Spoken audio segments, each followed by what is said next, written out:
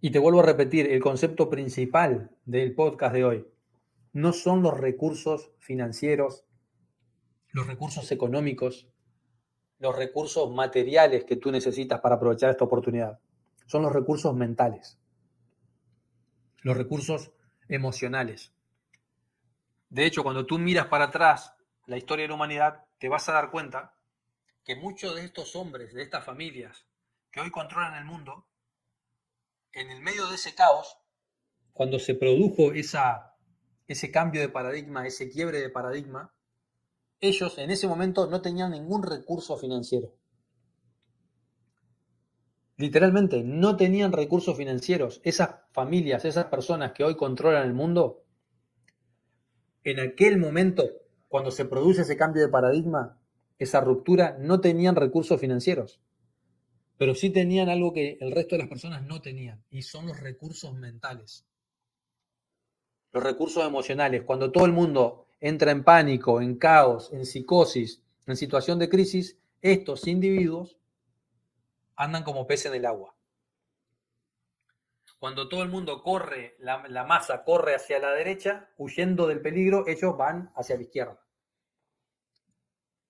Cuando todo el mundo vende, porque se viene la guerra, el conflicto bélico, caen las acciones, ellos compran.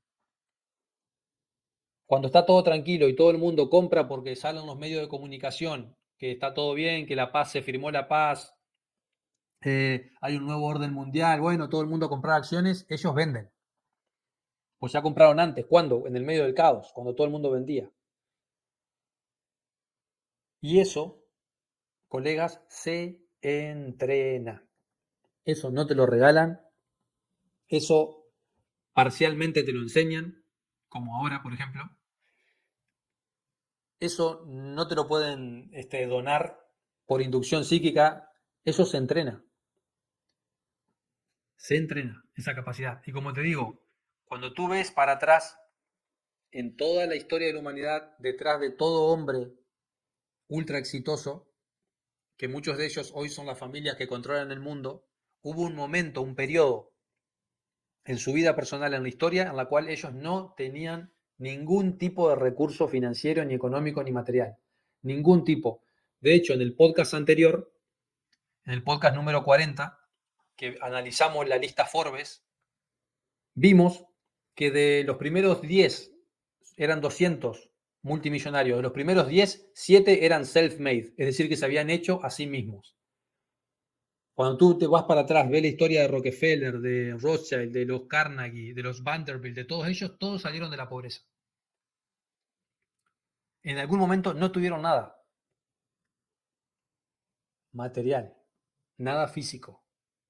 Lo que sí tenían eran extraordinarios recursos mentales, que les permitió que cuando todo el mundo entró a correr, entró en pánico, entró en caos, se puso a llorar, se puso a quejar, ellos, con sus recursos mentales, aprovecharon la oportunidad.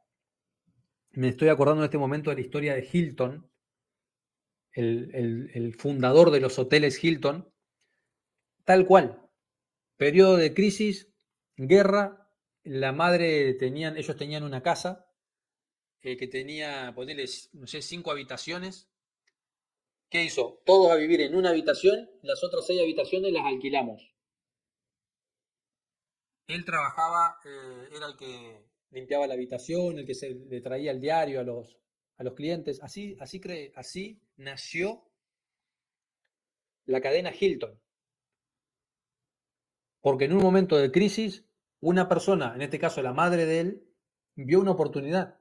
¿Tenía recursos materiales? No, tenía su propia casa, como muchos de ustedes tal vez tendrán, o sus abuelos. Se metieron todos a dormir en una habitación, las otras 5, 4, no sé cuántas habitaciones eran, las alquilamos.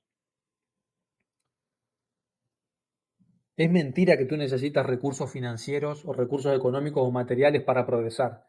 El único recurso que necesitas ya lo tienes, que es tu mente, los recursos mentales. Ahora, tienes que tener la habilidad, lógicamente, de ponerte en un estado de ánimo que te permita hacer uso de esos recursos mentales que ya tienes. Pero que cuando estás bajo el temor, bajo la paranoia, bajo la duda, bajo la ansiedad, bajo la frustración, bajo el temor, no lo puedes aprovechar. Cuando estás en ese estado emocional, no puedes aprovechar ninguno de los recursos que ya tienes. Por eso coincido con Yuval Harari, que dice que la habilidad del siglo XXI es la gestión o la inteligencia emocional.